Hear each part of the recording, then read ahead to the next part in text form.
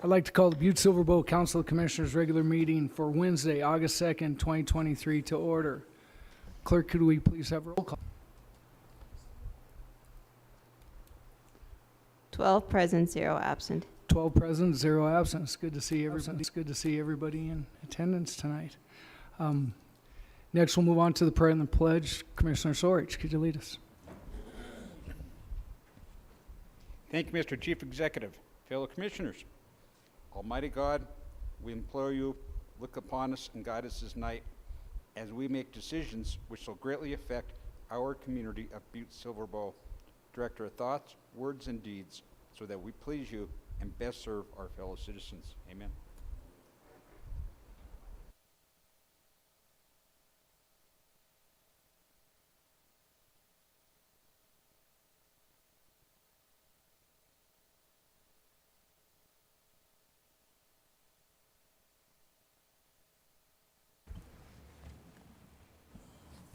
Next, we'll move on to the approval of the minutes for the July 19th regular meeting. Commissioner Frederickson. Thank you, Mr. Chief Executive. Welcome back. Thank you. I move to approve the minutes from the August 19th, 2023 regular meeting. Yep. Oh.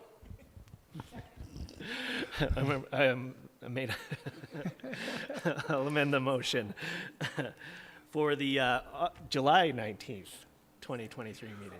We have a motion and a second to approve the July 19th regular meeting minutes. Is there anything on the question? Could commissioners please vote?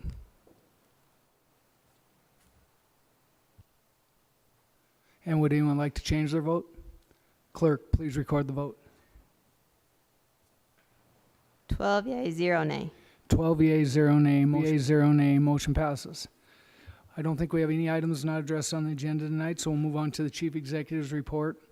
I just wanted to kind of bring attention, and I think maybe when I was gone, that as you might have noticed, that the courthouse is decorated with the shamrocks like we do over St. Patrick's Day, and that's in honor of Lori Maloney, and they'll stay up until Honor Your Off Festival. The banners around town and everything look fantastic, and I think somebody strategically placed the Gallagher flag close to the courthouse here. It was pretty nice to see that there.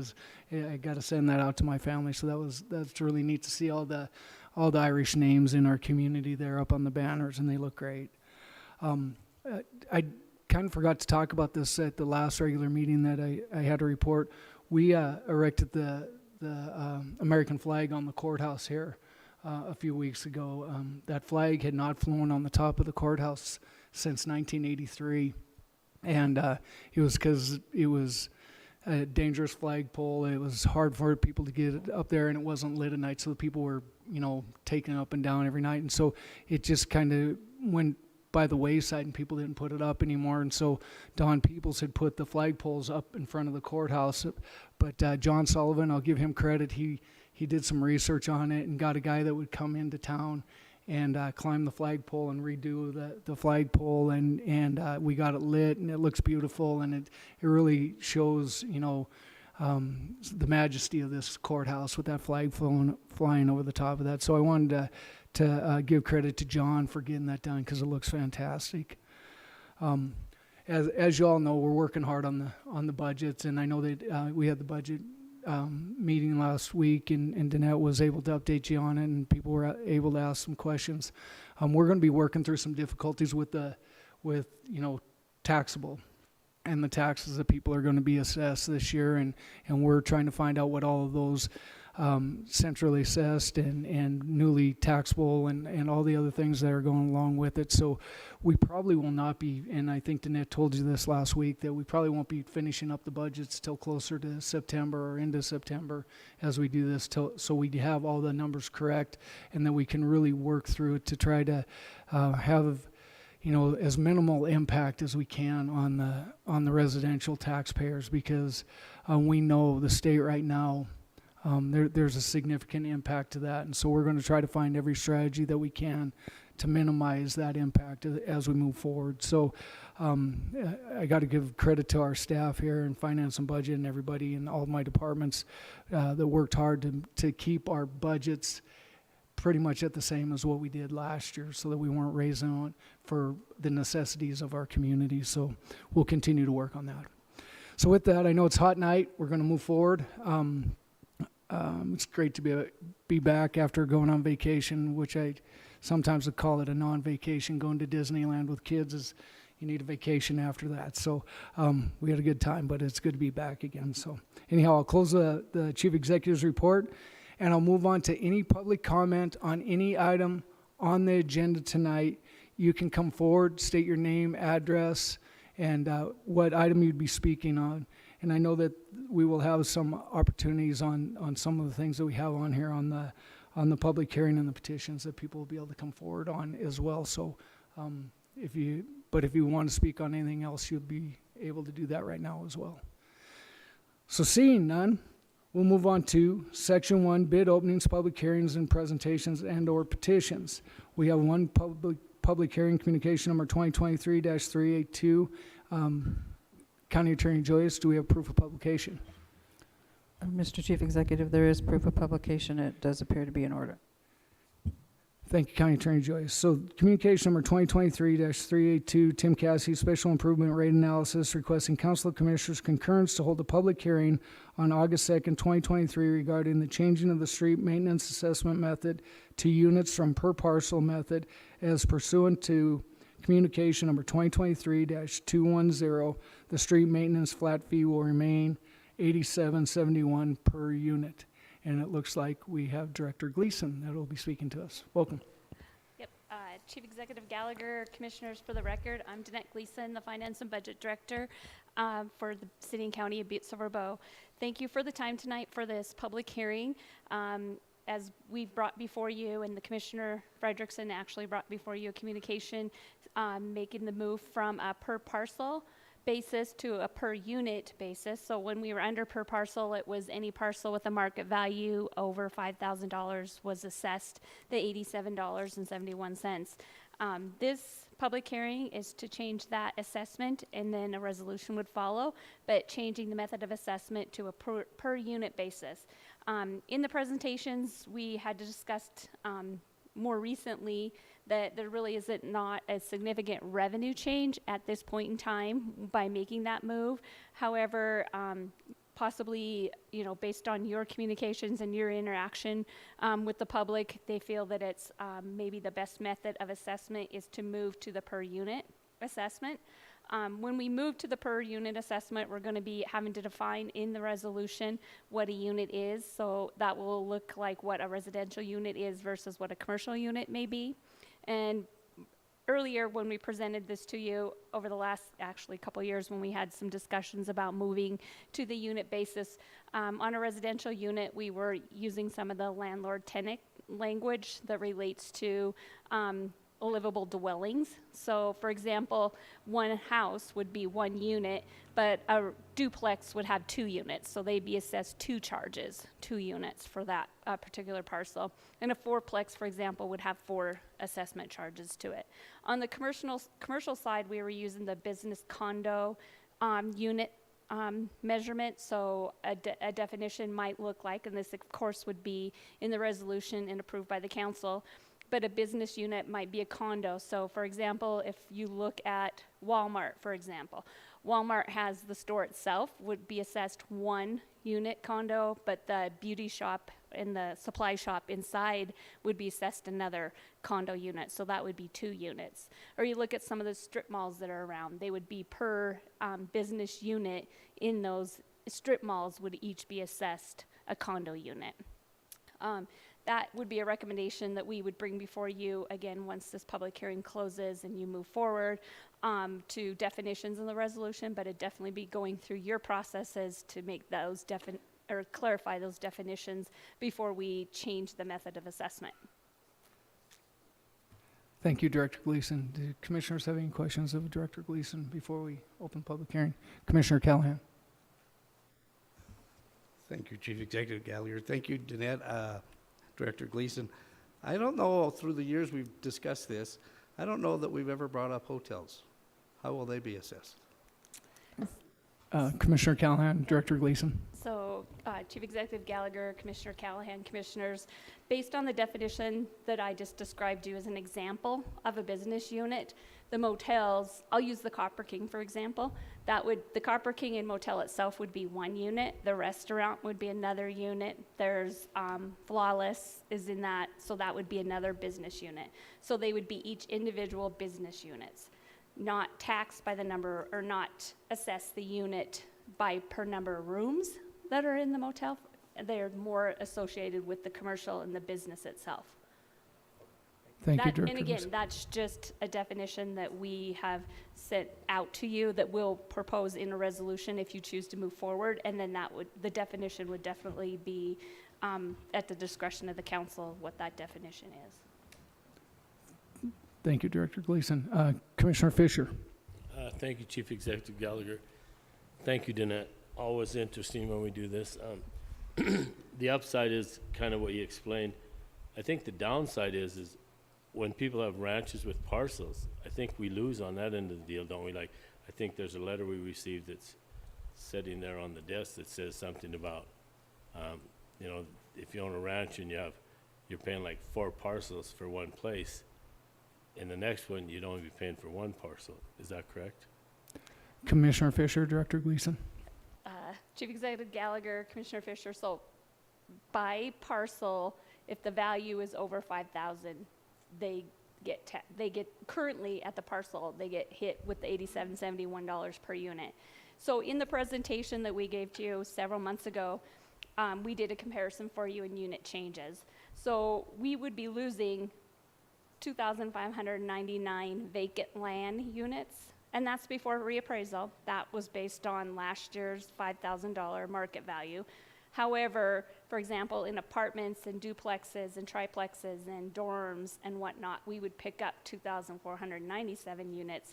In mobile parks, we'd pick up 400 units, and in business condos, we'd pick up 70 units. So the net change at this point in time when we gave this presentation a few months ago was an increase of 368 units. Thank you.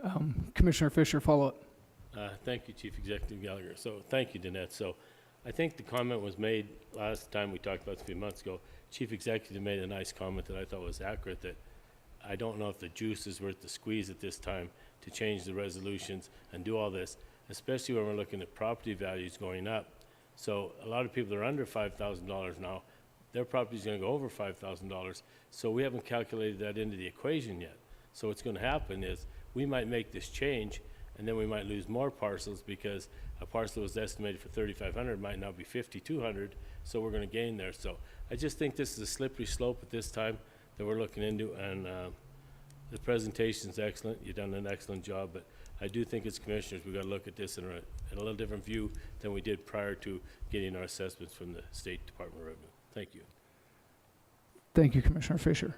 Any other questions for Director Gleason?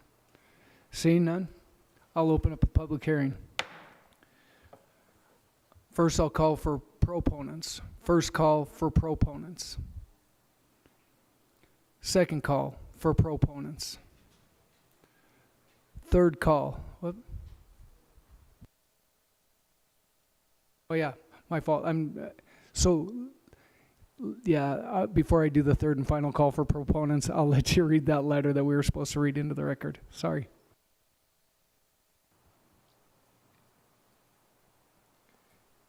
To the Butte-Silver Council of Commissioners, I am writing to employ you to change the assessment method for the road maintenance fee from the per parcel method to the per unit method. My family owns a ranch, and because of the ranch consists of 4 parcels, we are paying the road maintenance fee 4 times, even though only 2 of the parcels are occupied. With 5 people who drive, we are almost paying 1 fee for each driver. This is grossly unfair considering that a housing complex with 10 times as many drivers is only paying the fee once. Please change the assessment method to make it more equitable. Respectfully, Chris Duham. Thank you. So now we'll follow up with third and final call for proponents. Seeing none, we'll move to opponents. First call for opponents. Second call for opponents. Third and final call for opponents. Seeing none, I'll close the public hearing. Next, we'll move on to petitions. So on petitions, do we do proof of publication on these as well? No, okay. All right, we have 2 petitions tonight. First petition is petition number 2022-01. David Gary, Butte-Silver Bowl Land Records Coordinator, has a petition that was filed with Land Records Office to close and vacate the east half of platted and undeveloped portion of Western Avenue north of the intersection of Western Avenue and Waukesha Street, referred to Public Works Committee until the public hearing is scheduled. I guess we don't need to read that part at the end. So on petitions, we don't do petitions very often. Do we call for public comment? Okay. I think, Mr. Chief Executive, I think the recommendation is just to refer them to the Public Works Committee. Okay, the recommendation is to. I'd like to read one communication that was sent in to me about this petition. It says, Chief Executive Gallagher, my wife and I reside at 1200 Lucian Street. David Vankovich is my neighbor. David advised me that he is seeking ownership of Western Street north of Waukesha Street. I fully support Dave in his endeavor. He is an excellent neighbor and he takes great care of his residents. I'm sure he'll make great improvements to the land if he is allowed to take ownership of it. Please feel free to contact me if we have any questions. So that is John Johnson that sent that in to us.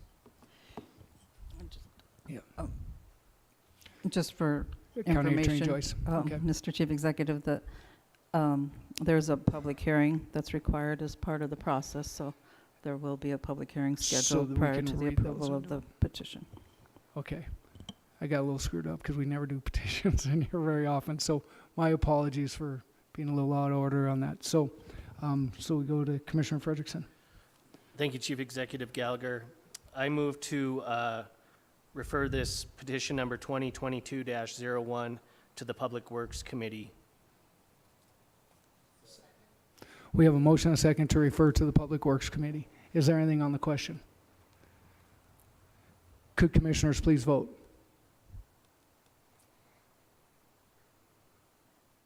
And would anyone like to change their vote? Clerk, Commissioner Mankins, before we Can tally I the vote. just, Chief Executive Gallagher, can I just get a clarification on why it needs to go to the Public Works Committee if it's already been reviewed by the planning with Mr. Gary? Commissioner Mankins, do we have somebody? Is David Gary here to speak? Or Commissioner Fisher, I don't know, maybe you can answer this. I'm not sure on this. Thank you, Chief Executive Gallagher. I believe that is the process and procedure so that we have a public hearing scheduled by the Public Works Committee, then you have the public hearing, then it'll go to a vote of the council. So anyone that's interested, this is probably going to take another month before anything happens on Western Avenue. But we got to schedule a public hearing. Thank you. Thanks, Commissioner Fisher.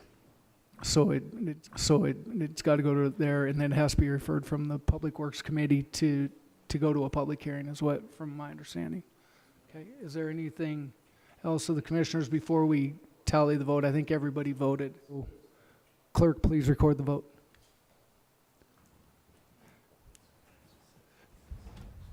Twelve yea, 0 nay. 12 yea, 0 nay, motion passes. Motion passes.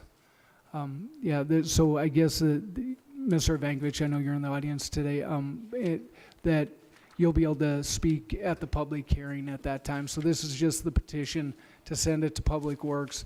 Public Works Committee, they'll review it. I believe at the Public Works Committee, he could come up and be available at that. We'll let you know when that's going to be, and then at the public hearings as well. If that works for you. Dave, does that make sense? Yes. Oh, I'm sorry. Oh, okay. So I'll let. Okay. All right. Thanks. All right, so next we'll move on to petition number 2022-02. David Gary, Butte-Silver Land Records Coordinator, has a petition that was filed with the Land Records Office to close and vacate the east half of the platted and undeveloped portion of Radium Street, a portion of the adjacent dedicated and undeveloped alley, and a portion of the adjacent dedicated alley. The right-of-way is located south of Mercury Street and north of Silver Street. Refer to the Public Works Committee until the public hearing is scheduled. Commissioner Frederickson. Thank you, Chief Executive Gallagher. I move to refer this to the Public Works Committee, petition number 2022-02 to the Public Works Committee. We have a motion and a second to move this petition to the Public Works Committee. Is there anything on the question? Could commissioners please vote?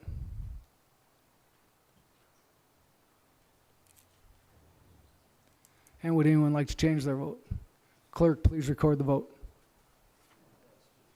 12 yea, 0 nay. 12 yea, 0 nay, motion passes. Passes. Moving on to section 2, consent agenda, A1 through 4 and B1 through 13. Do we have any friendly amendments and or segregations? Commissioner Thatcher. Thank you, Chief Executive Gallagher. I would just like to segregate item number 5, communication number 2023-379 off of the Committee of the Whole report. Oh, off the committee of the whole. Okay.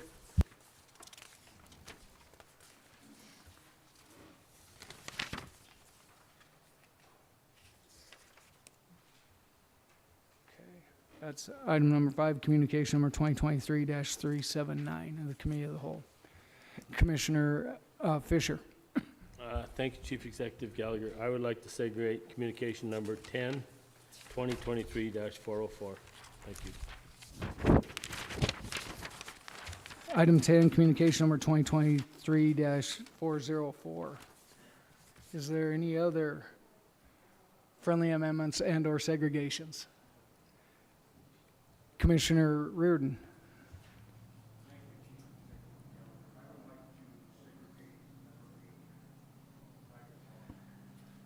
Number 8, 2023-402,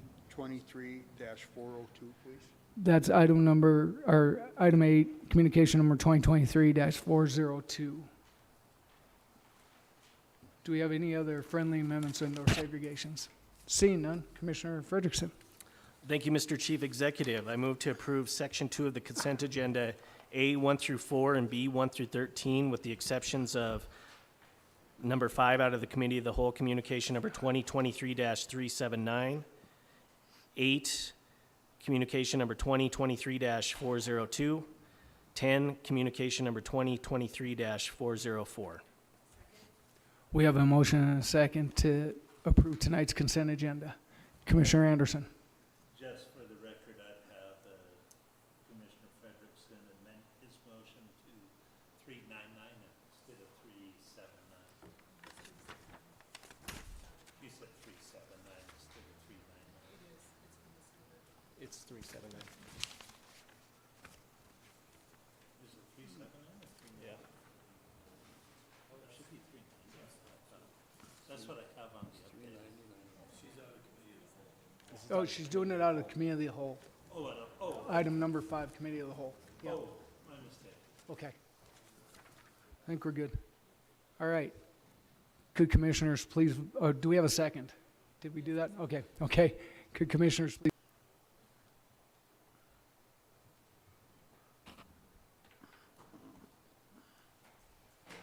And would anyone like to change their vote?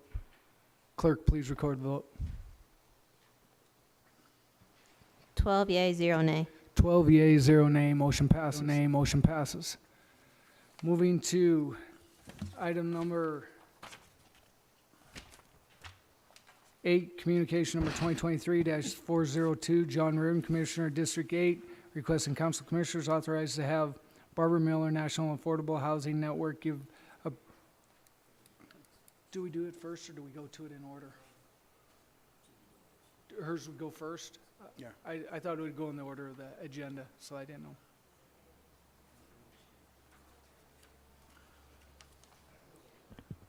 Okay, so go to the Committee of the Whole first, ahead of the...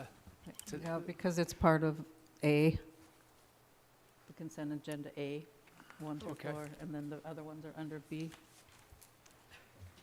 Okay, so we will go to item number 5 out of the consent agenda, communication number 2023-379.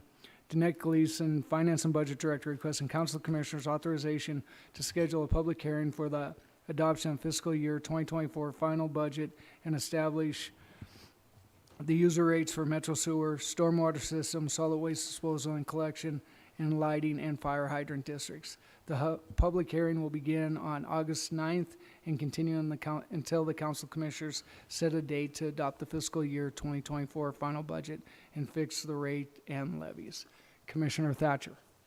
Thank you, Chief Executive Gallagher. The reason I segregated this was I was just wanting to hear a little bit from Director Gleason on any current or updated numbers, and also if anybody else wanted to discuss anything on the budget. I thought it might be prudent that we can do that now, so thank you. Thanks, Commissioner Thatcher. Director Gleason. Yep. Chief Executive Gallagher, Commissioner Thatcher, Commissioners, for the record, Danette Gleason, the Finance and Budget Director. I don't have a lot of information to share tonight, unfortunately. As the Chief Executive stated in his Chief Executive report, we've been really working hard with Department of Revenue and trying to analyze some of the numbers that we've been given thus far. I will tell you that, as reported last week, we were down in gross proceeds revenue about 14.71%. Tax dollars, that equates to roughly $700,000. We know that our centrally assessed properties have decreased. We're still working on those numbers, but it's going to be in the range of 16 to maybe 18% decrease in centrally assessed properties. Those are the utilities. Our major component of that is Northwestern Energy, as well as the railroads and the telecom industries that are in centrally assessed, that we're going to see decrease on that. I did have a little bit of conversation later this afternoon with a gentleman from Department of Revenue, and those decreased values are relating to all to market values of the entities as of January 1. So those market values, they've seen significant decreases. And in centrally assessed, like personal property, the entities provide their information to the Department of Revenue, and then they're as of a certain date. So effective January 1 would be their date. And so they're looking at values in the decrease in those industries, and it's not just in Silver Bow County. It's been across the state. It does look very different, because in other communities, for example, I've had some communication up in the Flathead area. They had growth in their property in centrally assessed, so their decrease doesn't look as much as ours. So it's around 5 to 6% is what the finance director up there in Flathead County had explained to me. Again, we don't have certified values. These are just preliminary numbers that we're working with. But we will see some decreases in those areas. And so, to Chief Executive Gallagher's comments, we're working really, really hard to reduce that impact on our residential, because it's definitely a shift. I talked a lot about that last week, explaining the shift in the taxpayer, because at the taxpayer mix, because at the end of the day, we still need roughly $32 million in property tax revenue in order to operate our tax-supported funds. And so we're really working hard on that. Hopefully we will be reducing the number of mills and reducing the 32 million somehow, and offsetting that with some other additional revenue flows that are coming in. Also, because what Chief Executive Gallagher had mentioned is our departments came in really tight on their budgets. So there's not a lot of extra dollars in a lot of various line items to go cutting. Capital, I think I mentioned that last week as well, that the capital that you're seeing in the budget is for the most part all grant funded, whether it's ARPA funded or federally funded or through other state programs. We talked about, I think there's 1, maybe 2 vehicles in the whole budget this year. So I wish I had more information, more detailed information to be able to share with you tonight. I'm hoping definitely we will have that information by next Wednesday.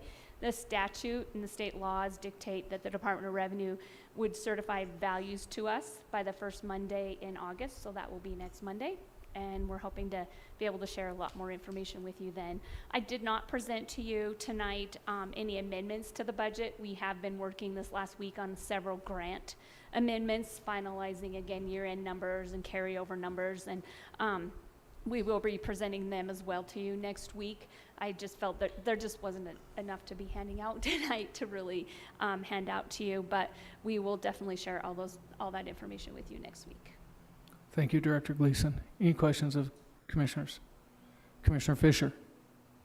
Thank you, Chief Executive Gallagher. Danette, thank you as always. You and your team are excellent. Don't know what I'd do without you. I'd just like to make a comment and then a few other suggestions here. At this time, we as the council have opportunities to adjust the budget as we see fit. I mean, this is our time. If we don't do it pretty quick, you're not going to have anything done. So a few suggestions I had, my absence a few weeks and then JP being gone for a while.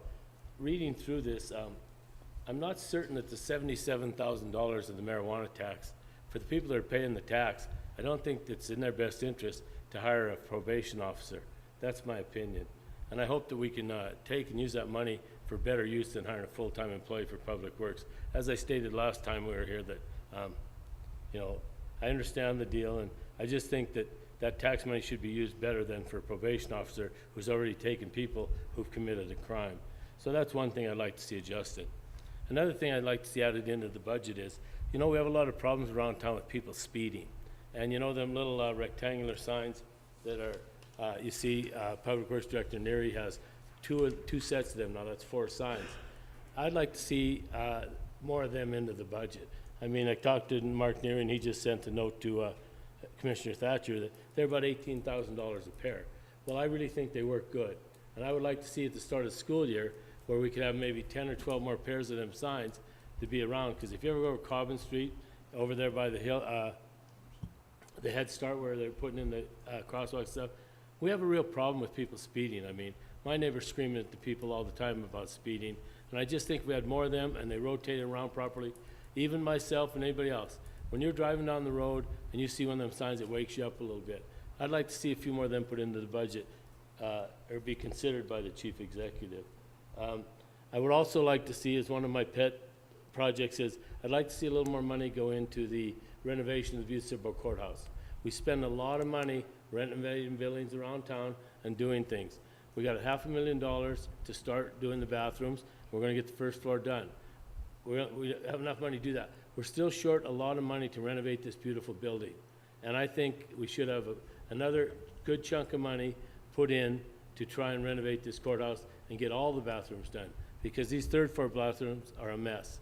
And once we start that project, we run out of money, it takes a heck of a time to get that ball rolling again. So with consideration from the Chief Executive, those are a few of my requests, and I ask you to maybe consider what I'm talking about. And any other commissioners, it's a good time to visit. If you hear talk around here about some weren't happy about the fireman increase, the EMTs. I got a good explanation of that. I have no problem with it. I mean, I think some people were a little concerned about the, moving the animal control unit over from community enrichment. I mean, these are things, if you want questions, it's time to ask them, because once we have the public hearing and people weigh in, the budget's going to be set, and we're going to move on with it, and right now we've got about $175 million budget, I think, with grants and everything going. Years ago we had about $145 million budget without grants. So I think it's our duty to take a look and see what's going on here. So I open my mind to any suggestions and ask the Chief Executive to maybe consider some of my requests. Thank you. Thank you, Commissioner Fisher. I'd like to just respond to kind of clarify what the probation position is.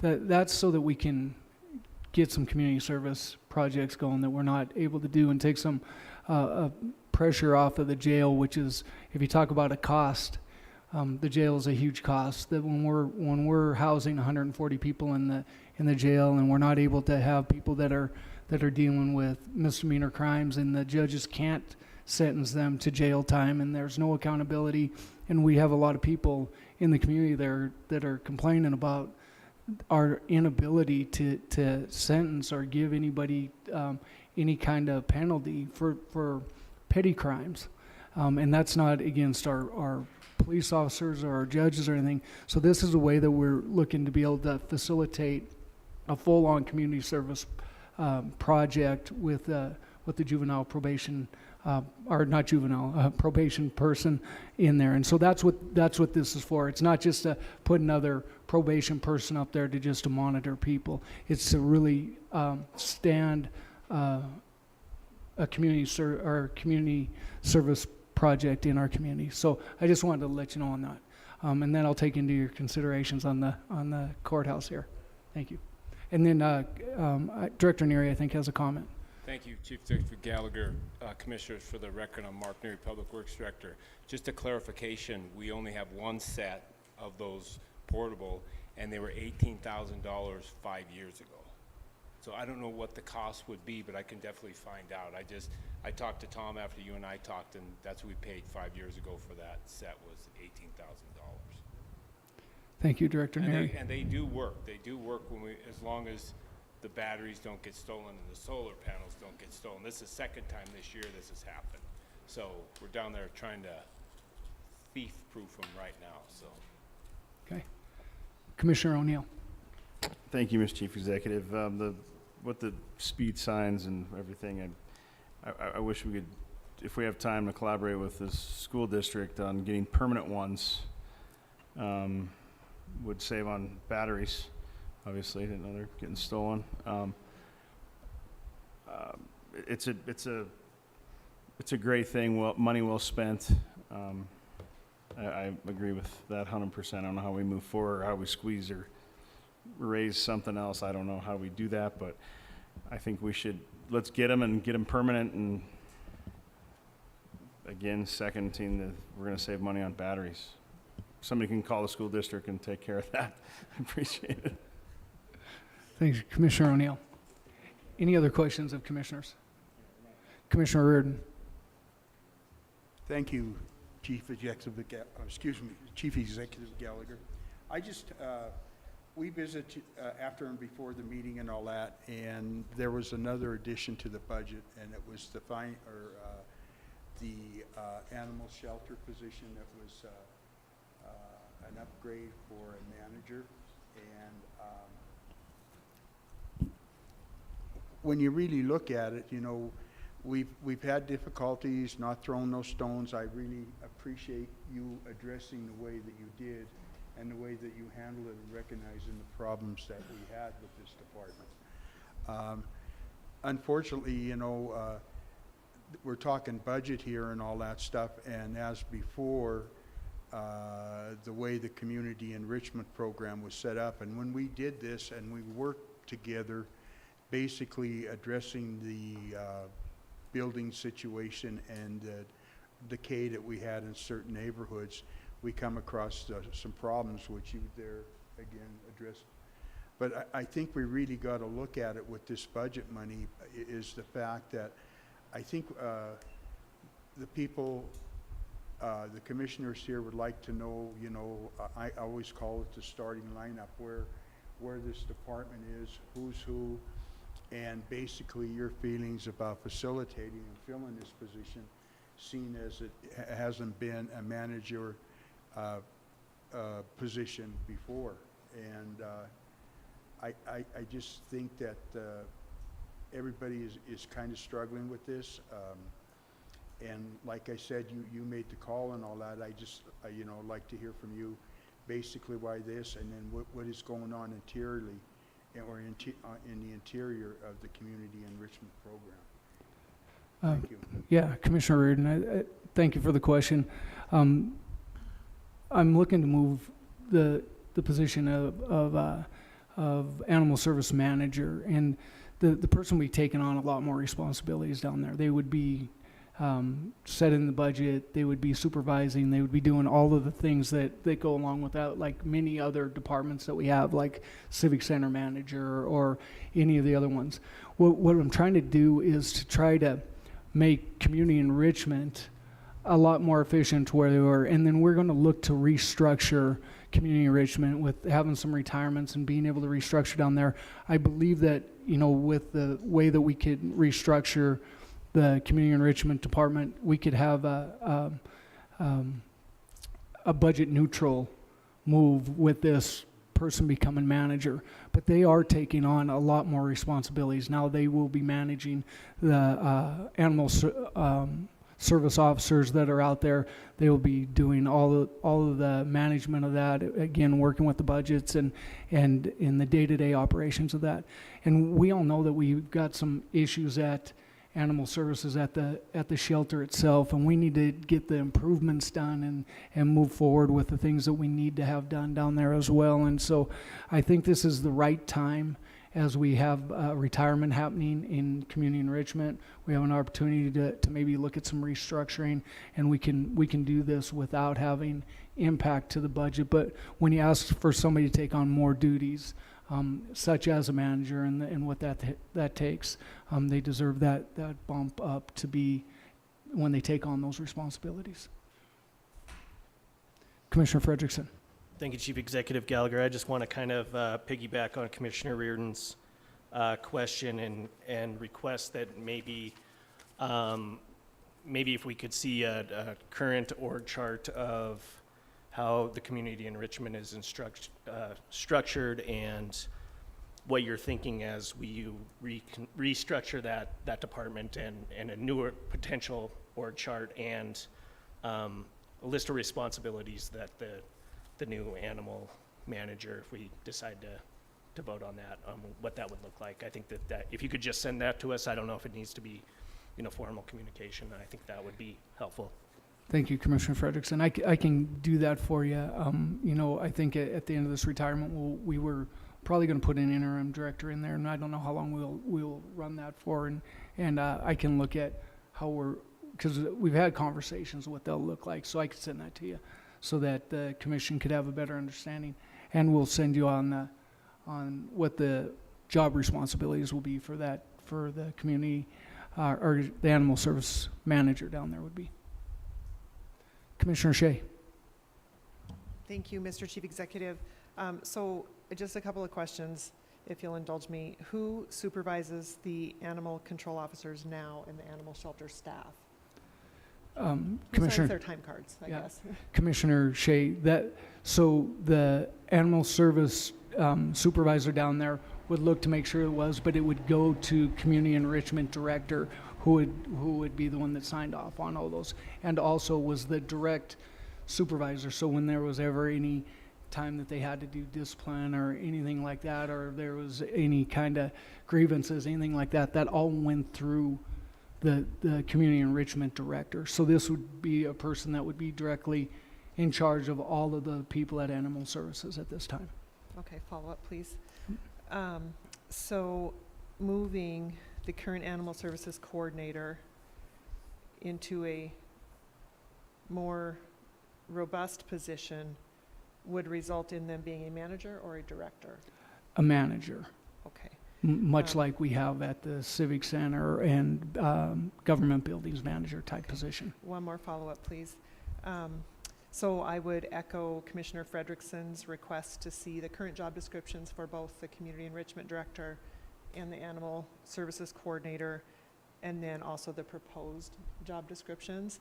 One other thing I would like to see is the job description for the requested new misdemeanor probation officer that would be overseeing the community service. I'd like to see what those duties look like, because I do think there's some value there. Thank you, Commissioner Shea, and we can do that. Commissioner Sorge. Thank you, JP.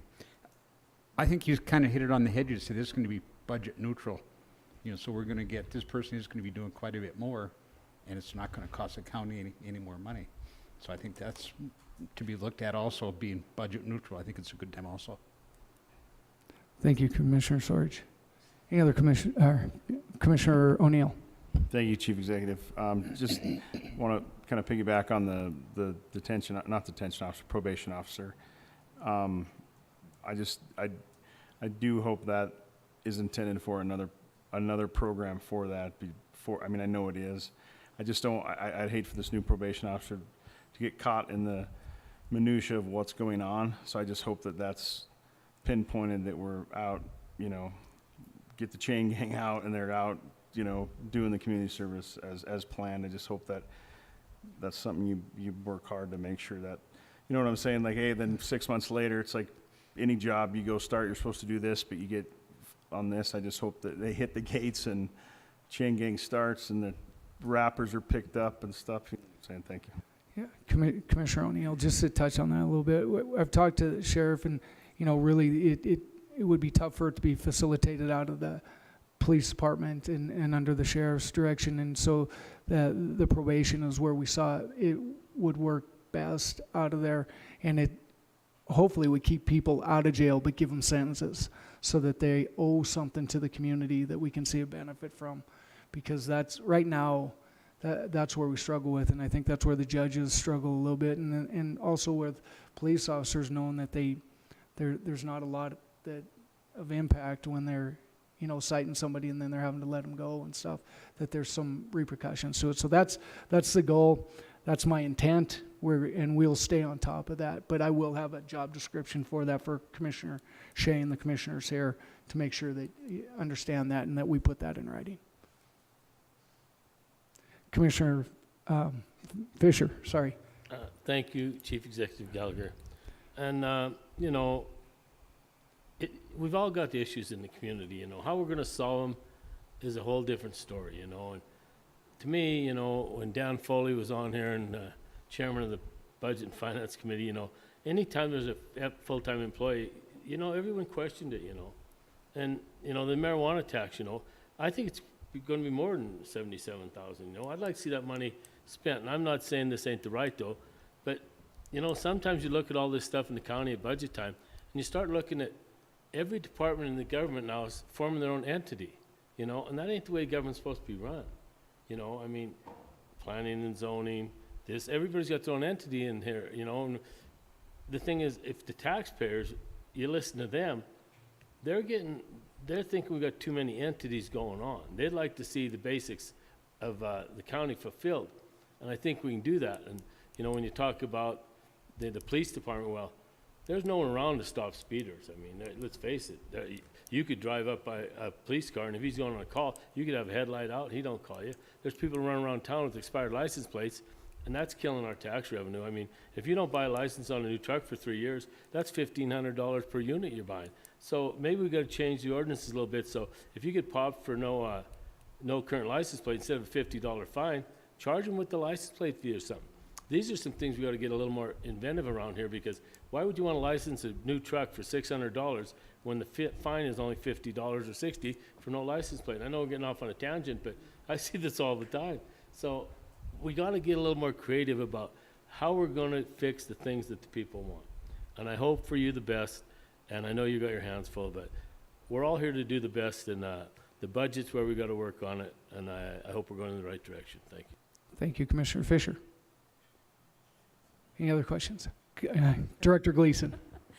Chief Executive Gallagher, I just want to clarify, Commissioner Fisher had made a point. I think that maybe I misled earlier in presentations, but I think you're assuming that we only get about $70,000 to $80,000 a year in the marijuana tax. Right now, we're getting about $82,000 a quarter. So, more, this position will be covered in 1 quarter payments. And so if there's other ideas for funding or use of the funds, then that can be brought forward. But I just wanted to clarify that this position would be covered by 1 quarter of the tax that we generate. Thank you, Director Gleason, for that clarification. Commissioner Fisher. Thank you, Chief Executive Gallagher. Thank you, Danette. So that means we're getting about $320,000 a year. So do we have a plan how we're going to spend the other money, or are we just going to, Thank you. Commissioner Fisher, I think we can answer that. We can be looking at possibilities to use that other money as well. And so, as we look at trying to not put the burden so hard on the taxpayers, there's also some ways that we can look at trying to be creative with our funding and stuff. And so that's what we're going to be looking at, some of those avenues to do that. So we'll come forward with some of those plans for you. Commissioner Sorich. Thank you, Mr. Chief Executive. This is kind of a question for Director Gleason. I guess it's kind of a forward-looking question. Has the Department of Revenue, have they talked about anything about protested and stuff like that? Have they kind of gave you that, any kind of ideas about more people protesting taxes and how this potentially might affect Butte-Silver Bow? Commissioner Sorich, Director Gleason. Chief Executive Gallagher, Commissioner Sorts, Commissioners.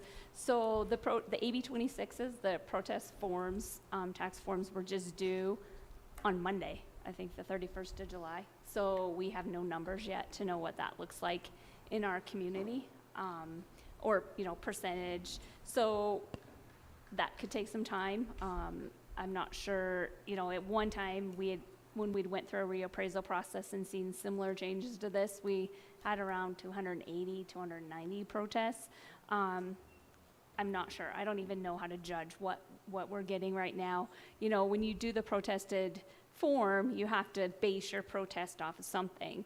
And so sometimes in these reappraisal processes, or in my history of working with the government in the reappraisal process, you'll see your taxes go up for some reason by 20% or 30% or whatever it looks like, and your neighbors may not have gone up, or your whole block never went up, so you have a basis for your protests.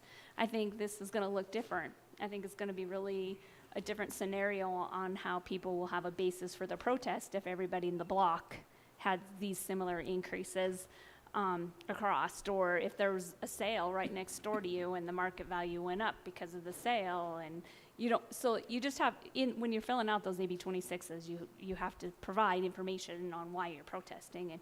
And so I just really do not have a handle on what that's going to look like. What that does is they don't resolve them.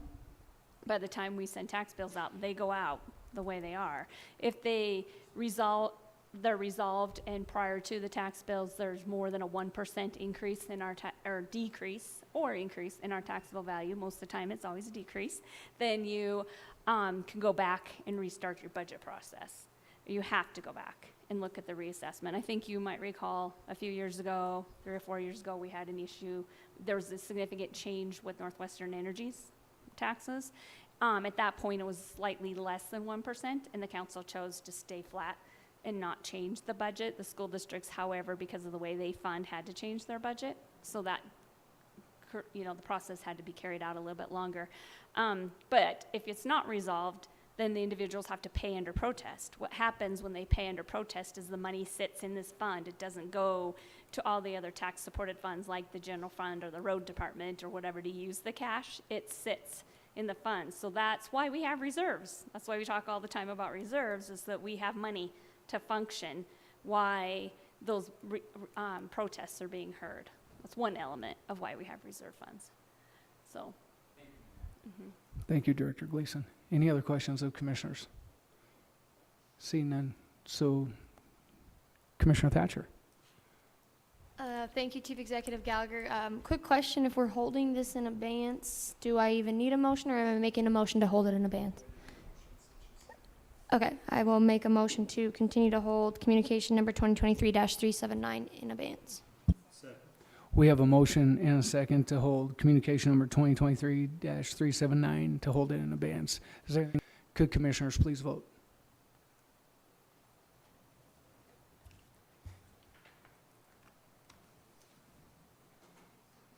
And would anyone like to change their vote? Clerk, please record the vote. 12 yea, 0 nay. 12 yeas, 0 nay, motion passes. Now we'll move on to, I'm glad that we actually did that one first. Communication number 2023-402, John Reardon, Commissioner District 8, requesting Council of Commissioners authorized to have Barbara Miller National Affordable Housing Network give a presentation on August 9, 2023 regarding the grants that are available for District 8 and District 9. Commissioner Reardon. Thank you, Chief Executive Gallagher. I just thought I'd segregate to kind of set the table, I guess, for this presentation. I realize that Budget Director Gleason has a big night that night, so we agreed. I talked to this lady on a 15-minute presentation. I've known Barb for about 30, 40 years, have participated in this program, and I think that it would be very enlightening to see how this program is going to work, how District 8 and District 9 were chosen for these funds.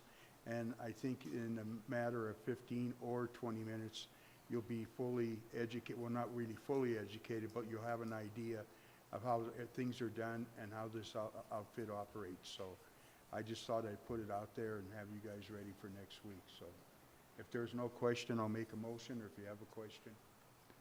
And what's your motion? Okay, should I make the motion? Yeah. Okay. All right. I would like to make a motion to hold in abeyance communication number 2023-402. We have a motion and a second to hold communication number 2023-402 and hold it in abeyance. Is there anything on the question? Could commissioners please vote?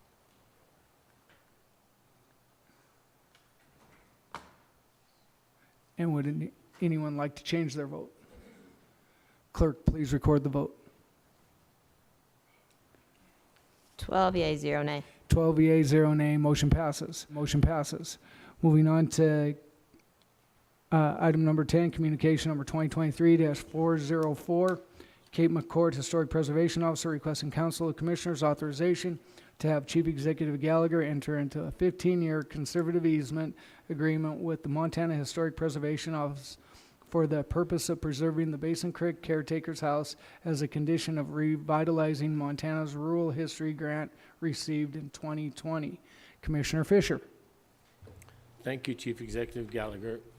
I didn't segregate this because I'm not happy with what's been going on at the Basin Creek Reservoir. But what I find here is a 15-year conservation easement is a long time. And, you know, a lot of times we do these easements or conservation easements for 5 years with renewal, 5 year or something like that. And as everyone knows, or if you don't know, years ago, Uptown Butte, we signed a deal to join the National Historical Society, you know, so Uptown Butte's a National Historic Site. It's worked great, but it's also had a few downfalls, you know, with things that want to be done in Uptown Butte. And this, you know, you'd be the third chief executive I served under, and I'm going to tell you, it's worked good, but we've had some problems wanting to do some things in Uptown Butte that we couldn't do because we were under the umbrella of the National Historic Organization. So, I mean, I have no problem with this. I'm okay with the caretaker's house, although, you know, you were a Park and Rec director one time, and we talked about it for years. I just don't know if 15 years is a proper easement to sign on anything. I mean, you know, it just is a long time. And if things happen out there that are different, we might have to jump through a lot of loopholes to get out of a 15-year conservation agreement.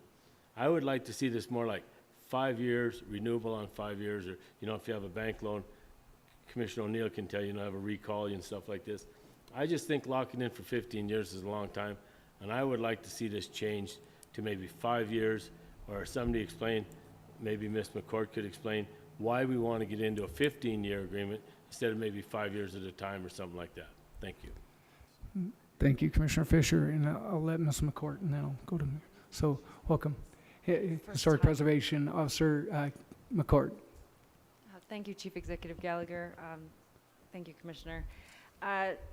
Honestly, this recently came about because we've finished up the project and the money has all been given to us. And so I recently received an email from Pete Brown, who's a State Historic Preservation Officer, and he sent along the form. And I really can't answer the question as to whether or not it can be changed, but this comes directly from the National Park Service, and the money is being trickled down through the National Park Service. So I'm not sure that it can, the 15-year easement, but it's essentially just the National Park Service, you know, would like to ensure the protection of the investment. They put in $100,000, and so they would like to see for 15 years that the building is at least upheld to the Secretary of the Interior standards, which I think that we can do without a problem. Thank you, Kate. So Commissioner Shea, I know you had or did that answer your question? Thank you, Mr. Chief Executive. Kate said exactly what I was going to say. Right. And so I think it is a condition of what they had, is that 15 years, the condition of what it was with it when we received that grant. And I don't know if we can do that as well. I looked at County Attorney Joyce, but I think when we accepted the grant, we also accept the condition of the 15-year easement. But Commissioner Fisher. Thank you, Chief Executive. Thank Ms. McCord. good information. Well, if we already made the deal, why are you bringing it to the council to sign now? I mean, if you already signed a 15-year easement agreement, what do you want me to sign off and these other 11 commissioners sign off for if you already made the deal? This is what bothers me with government. You know, here you're saying you want us to approve JP to sign a deal that's already been made. That's what you're saying, right? Commissioner Fisher, I believe that we had, the condition of it was that you'd have to finish the project, and then at the end, then that's when they, you know, kind of close out the deal, which is in agreement with that 15-year. So this is the closeout of that all the funds were expended, and so then at that point, and I'd looked at County Attorney Joyce. I'm not positive on this because it's unique to me as well, but I think that's part of it. So you, within the grants, you expend the grant funds, you close out the project, and then you sign the final documents that go along with that. So County Attorney Joyce, could you offer any explanation, or are you? Mr. Chief Executive, Commissioner Fisher, I think what Ms. McCord has indicated is the way the National Park Service runs these projects, and anything that the chief executive signs by charter has to be authorized by the council. So he's required to sign this conservation easement. That's why it's being brought before you. But I think it's was somewhat of a condition of accepting the grant money, that following acceptance of the funding, that you would enter into this conservation agreement and easement, and the National Park Service set the term at 15 years in order to, as Ms. McCord indicated, make sure that they got value for the investment that they placed into the project. Thank you, County Attorney Joyce. Commissioner Thatcher, and then back to Commissioner Fisher. Thank you, Chief Executive Gallagher. And with that, County Attorney Joyce, wouldn't that be something along the lines of when departments come and say, we are looking to apply for this grant funding, they ask for county or the council's permission to apply for this grant funding, we give them that permission, so wouldn't that be the step that she has followed, and then now this is just really the end of it? So, I mean, not to punch Commissioner Fisher over here, but I mean, I don't think that we were being like led astray. I think this is just the next step because we gave them the approval to go after this grant. They were awarded this $100,000 grant, and now here are the conditions of it. Would that be where it's at? Commissioner Thatcher, County Attorney Joyce. Mr. Chief Executive, Commissioner Thatcher, yeah, I think that's basically accurate. Thank you. Commissioner Fisher, and then. Thank you, Chief Executive. I've been here for 10 years. On the Basin Creek House, I remember every grant that was given. I don't ever remember a grant that at the end said we're going to give them a 15-year conservation easement. It's almost like our property, the property out there belongs to Butte-Silver, but we're going to give them a lien on it. More or less, we're giving them a lien on our property in a short, what you're talking about, for 15 years. And then after that, we're going to renew it again. Why can't we just cut it back to like 5 years at a time and see what happens? Because what happens if something happens to that place out there? I mean, you know, what happens if it burns down or, you know, have a flood and wipes it out? They still got an easement and we don't. So I'll go Commissioner O'Neill and then Commissioner Shea. Okay. Oh, County Attorney Joyce, did you want to answer that? I'm sorry. I didn't know if you could. Mr. Chief Executive, Commissioner Fisher, I think that the event of a flood or something is addressed in the conservation easement itself. But again, it is our property, but this was a grant of money that was given to improve our property, and therefore that's their condition to accept that grant funding. If we accepted it and utilized it to improve our property, that now we have to give them an easement to ensure that we will maintain the property in its historic state. Thank you, County Attorney Joyce. Now Commissioner O'Neill. Thank you, Mr. Chief Executive. So let's break down what the easement is, right? Like, if you have an easement through your property to drive through, right? The neighbor can drive through your property. Fair enough, okay. When I read this, and I don't know how to read very well, but what does the easement give? Like, what does it mean? Like, let's break that down first, if we could, if somebody can. Appreciate that Commissioner clarification. O'Neill, Ms. McCourt. Thank you, Chief Executive Gallagher, Commissioner O'Neill. I believe, I don't have the full easement in front of me, but I did read through it, and I believe that it indicates that any work that's done on the property for the next 15 years must follow the Secretary of the Interior standards, which was what we did with the work that we have just done. Hope you all saw the pictures. I mean, it looks really nice out there. And also, you know, we're working on this with the National Park Service, but it's through the State Historic Preservation Office.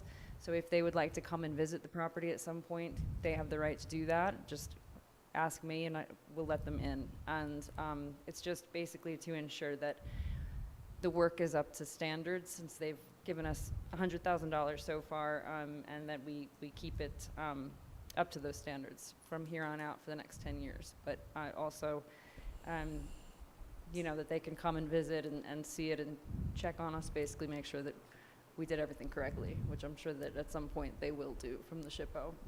They love the property. Thanks, Ms. McCourt. Commissioner Shea was next. Thanks, Chief Executive Gallagher. I was just going to mention that I'm part of the Butte Historic Trust. I'm on their board of directors, and we're doing a similar project where we're restoring a home at 423 North Jackson. And part of the conditions, we have received grant money from a foundation to get this started. The Historic Trust will buy dilapidated properties, renovate them to their historical accuracy as much as they can, and when the property is ready for sale, it will have a conservation easement attached to it. And what that does is it says to future property owners, you can't change the outside characteristics of this property. And it's because it's historical. It was funded with a lot of grant money, a lot of other grant money, SARTA money. There's been all kinds of things that funded it, but it really isn't a lien. It isn't anything like that. They don't have a claim to the property. They're just saying, we gave you money to do these specific things with this property. We are making sure that you hold up your end of the bargain and don't make any additional, I guess, out of bounds changes to it. Thank you, Commissioner Shea. Commissioner Sorge. Thank you, Mr. Chief Executive. I guess like I'm envisioning it as like an insurance plan. You know, it's the same thing. You know, if you buy a new car, you gotta have insurance on it. So if you know, they're wanting 15 years for insurance, that it's going to guarantee their funds and take care of the property. That's the way I'm kind of seeing it. Commissioner O'Neill and then Commissioner Anderson. Thank you, Mr. Chief Executive. I guess as reading through, and I guess this opens up other opportunities if we do follow the rules and do what you know, if we go on the guidelines of the Secretary of Interior standards, and I believe that there would be opportunity for more money in the future. In essence, to me, the conditions of the easement and following the direction of this entity is almost would be like an insurance or a protection, because now we have guidelines to abide by. I don't like the fact that it's 15 years does seem like a long time, but hopefully if we follow directions, we can get more than just the 100 grand, because I'm sure we're going to need a couple more 100 grand stints of money to complete it. So I don't know, unless I'm reading it wrong, it makes me feel good about that. So thank you. Thank you, Commissioner O'Neill. Commissioner Anderson. Thank you very much, Chief Executive. On Section 4, if you scroll down to subsection K, it talks about in event of a fire or something, in which case we'd have 14 days to provide the Parks Department notification that there was damage done, and then we'd have to sort through that out. The nice thing about this that should make you very happy, Commissioner Fisher, is that for the next 15 years with that, there's no more work that we can do. We can't redo the facade or can't redo an awful lot of work on it. So there's kind of a holding pattern where this isn't going to be affected or any more work really being done for the next 15 years unless it's being provided by for them. So I think it is a good thing overall. We did take the money. I'm sure we could ease out of that if we wanted to and pay some fines and that money back, but I don't think that would really be in our best interest. So that being said, I would make a motion to approve communication 23-404 and have the chief executive sign this, and we could place this on file. We have a motion and a second to concur and place on file communication number 2023-404. Is there anything else on the question? Commissioner Reardon was up first, and then, so Commissioner Reardon. This will be short. Basically, this abode out there at Basin Creek and all that, this young lady here is taking it on, and probably more progress has been made. I haven't been here as long as Commissioner Fisher, but I encourage everybody to go out there. I did, and what is sanctuary. These grants are available. I'm on the Historic Preservation Committee and all that. This gal here is writing every grant she can get and all that. These places are a treasure. I get legal aspects of it and things like that, but maybe after we get the fire situation taken care of out there with the trees for our water supply and everything like that, people will travel from all over the country to visit this place. So I think it's a worthy investment, and I want to thank Ms. McCourt for her effort and making things right, and she's good in informing people too, so if there's any changes or anything like that, she'll be the first one to tell us. Okay. Thank you. Thank you, Commissioner and Commissioner Thatcher. Thank you, Chief Executive Gallagher. I mean, I personally don't have any issues with this. I guess just a few things, though. Is there a certain timeline at which this needs to be approved? Commissioner Thatcher, Ms. McCourt. Mr. Chief Executive, Commissioner Thatcher, I believe so. The actual, the final grant report is the 15th of September. I would like to get it back to Mr. Brown at SHPO as soon as possible, but before September 15th, I would imagine. Okay. Follow up, Commissioner Thatcher. Thank you, Chief Executive Gallagher. This might be for you. Would it be wise, or, I mean, not at all, I guess, if it's a condition, but to review the original grant documents to see if, I mean, is 15 years too long? I personally am like, do your thing, but in order to ease, I guess, several other commissioners here, would that be something to review the grant documents, the original grant documents that are associated with this communication? Commissioner Thatcher, County Attorney Joyce.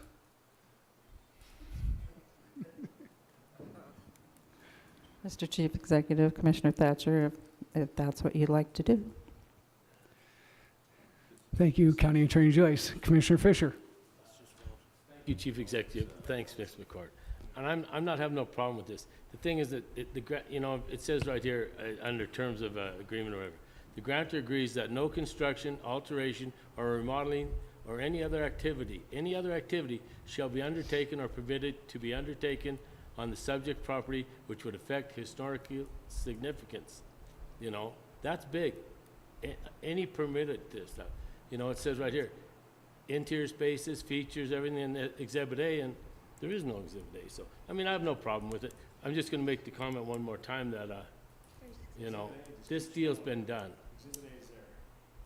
Yeah, I seen it. I found it. But this deal's been done.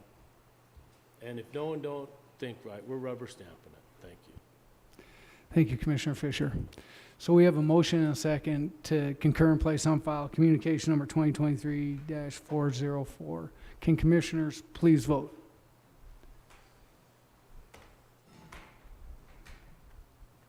And would anyone like to change their vote? Clerk, please record the vote. 12 yea, 0 nay. 12 yeas, 0 nay. Motion passes. Motion passes. Do we have another? That looks like it. Right. We don't have another segregation, do we? Okay. All right.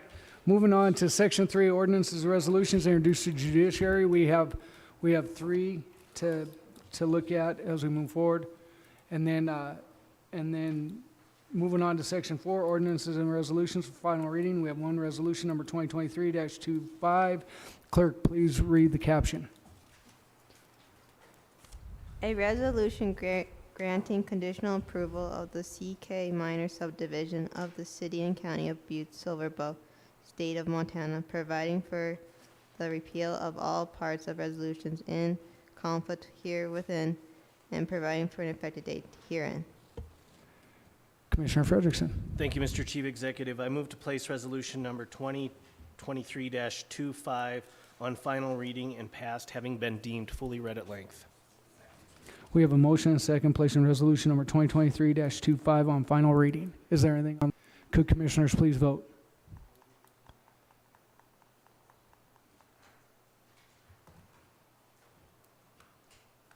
And would anyone like to change their vote? Clerk, please record the vote. 12 yea, 0 nay. 12 yeas, 0 nay, motion passes. Moving on to calendar and other meeting events, please note all the dates of the meetings that we have coming forward. And last, we'll move on to any public comment on any matter not on the agenda tonight. If you'd like to speak on anything not on the agenda tonight, please come forward and state your name and address and what you'd like to speak to us about.